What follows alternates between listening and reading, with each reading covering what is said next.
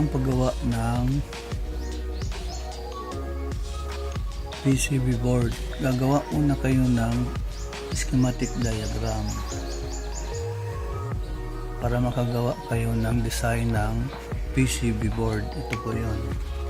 Ito yung design na galing dyan sa schematic diagram. Ito po siya galing sa output ng transformer. Ayan po siya. Papasok yung diode dito po yan. Magkakabit yung diode sa taas at saka sa baba. Ayan po siya. Ito po yun.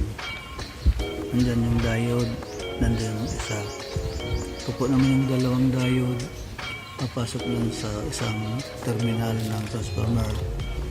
Ito po yung dalawang diode dyan, dalawang diode dito.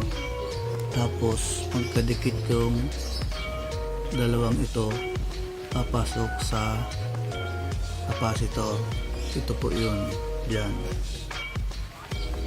Pasok sa capacitor. Tapos ito po yung input. Ito yung hot side na line. Line 1. May switch. Tapos lalabas na dun sa papunta sa socket. Ito po yung isa, line 2. May fuse. Papasok sa terminal na isa ng input ng transformer. Ito ngayon yung lalabas na ng papunta sa charging line sa battery. Ito po yung positive side, saka ito yung negative side. Ngayon gumawa ako ng itong ginawa akong PCB board na pattern. I-imprint ako para makarami ako sa paggawa, kasi kung gagawin mo itong naka tape lang, iti-tape dito, ikakat mo, konti ang mga gawa mo.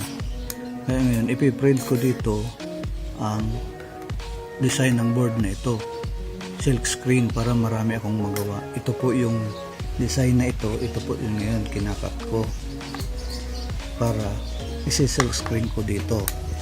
Yan lang po yung design. Dapat gagawa kayo ng ganitong design. Nasa sa inyo na ang pag-interpret ng schematic diagram kung paano nyo gagawin yung style. Ito po yung sa akin. Ikakat ko na, tapos papakita ko sa inyo yung pag-print ko dito at saka pag na-print na dito. Yun lang po.